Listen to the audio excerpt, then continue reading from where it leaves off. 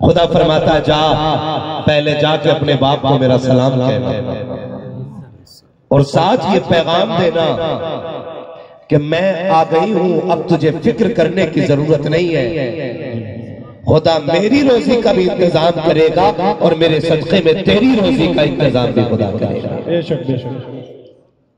जब कभी लोग कहते हैं कि दुआ करना, अल्लाह ने 3 बेटी दे दी है, हाथ भी पीले करने, तो मैं डायरेक्ट कहता हूं दुख ना कर, टेंशन ना ले। बेटी है ना तो तुझे हिसाब लगाने की जरूरत ही नहीं है। जब बेटी की रुखसती की बारी आएगी तो मदद मदीने से डायरेक्ट कर दी जाएगी। बहुत खूब माशाअल्लाह। और गारंटी के साथ कहता हूं जब कभी बेटियां रुखसत हो तो बेटी के बाप से पूछ के देखना इंतजाम कहां से किया था। शादी से पहले फिक्रमंद होता है लेकिन बाद में कहता पता ही नहीं ये इंतजाम कहां से हो गया, पता ही नहीं चला ये इंतजाम कहां से हो गया। ओ भाई जब खुदा की रहमतें आती हैं तो शोर मचा के नहीं आती है, बल्कि जब आ जाती है तो घरों में शोर मचाया जाता है। आज अल्लाह भाई नौशाद साहब की बेटी का नसीब अच्छा करे और जिन घरों में बेटियां हैं अल्लाह सारी बेटियों का नसीब अच्छा करे। आमीन आमीन। मुझे लगता है कि बेटी आज भी बोझ नहीं है किसी पे, आज भी बेटी बाप की कलेजे की ठंडक होती है, लेकिन कुछ जालिम लोगों की वजह से बेटियां बोझ बन के रह गई। हमारी अपनी ज्यादती की वजह से बेटियां बोझ बन के रह गई। जब बेटियां दुनिया में तशरीफ लाती है ना, नौजवानों अल्लाह से दुआ मांगना, मालिक जब पहली औलाद देना तो बेटी देना, ये दुआ मांगना। अल्लाह जब पहली औलाद दे तो बोले टेंशन में आ गए, डर रहे हैं नहीं ना, डर लग रहा है जी, नहीं डरने की कोई जरूरत नहीं है। क्या हो गया, किस चीज से डर है? बेटी से, बेटे से। बेटा नेमत होता है, बेटी रहमत होती है, चीजें दोनों ही कीमती होती है। लेकिन गड़बड़ हमने कहां कर दिया? दोनों को समझने में गड़बड़ी की, दोनों को समझने में। और बेटियों से भी हाथ जोड़ के गुजारिश करूंगा,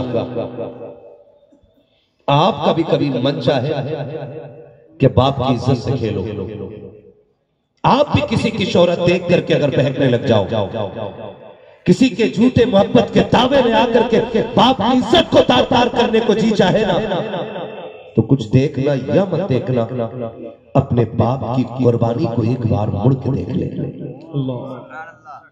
और मैं ये बात डंके की चोट पे कहता हूं, ये 2.5 घंटे फोन पे बैठ करके बिट्टू जो 40 मरतबा अपनी मोहब्बत का दावा करता है और जो ये कहता है कि मेरे बराबर कोई तुझे नहीं चाह सकता, मैं कसम खा के कहता हूं ऐसे चाहने वाले 1000 हो और बाप की एक रात की शफकत हो, ऐसे 1000 चाहने वालों का जिंदगी भर का प्यार एक पल्ले में रखा जाए और बाप की एक रात की शफकत एक पल्ले में रखी जाए, फिर भी ऐसी 1000 मोहब्बतें बाप की एक रात की शफकत की बराबरी कुछ नहीं कर सकती।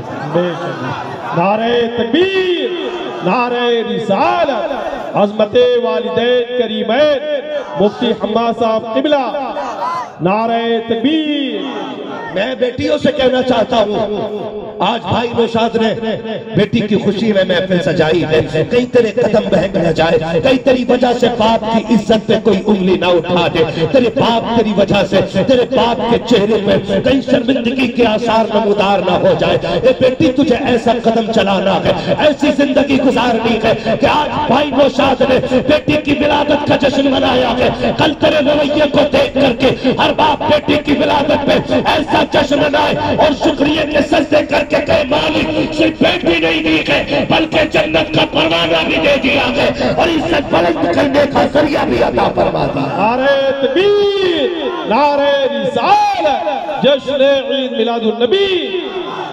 और बेटियों वो जो नाली पे बैठ के 2 मिनट 6 घंटे मच्छरों से कटवा के कहता मैं तेरे लिए सितारे तोड़ लाऊंगा,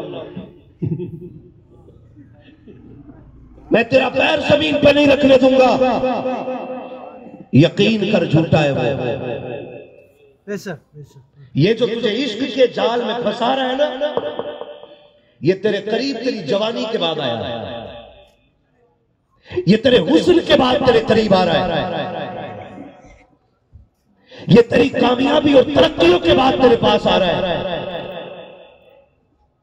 और उसके लिए उस बाप से मुंह मोड़ लिया जिसकी कुर्बानी की कोई मिसाल नहीं। अगर याद ना हो तो मैं याद दिला दूं, जब तू मां के शिकम में थी, पूरा परिवार कहता था बेटा आएगा तो नाम मैं रखूंगा। चचा आता कहता था नहीं नहीं मेरा भतीजा होगा नाम मैं रखूंगा। दादी कहती थी पोता होगा तो नाम मैं रखूंगी, और दादा कहता था नहीं नहीं पोता आएगा तो नाम मेरी मर्जी का रखा जाएगा। किसी के मुंह से दो बोल ये निकले ही नहीं कि बेटी आएगी तो नाम फातिमा रखा जाएगा। अल्लाह क्यों? क्योंकि कोई चाहता ही नहीं था कि तू आए। गलत नहीं कह रहा हूं।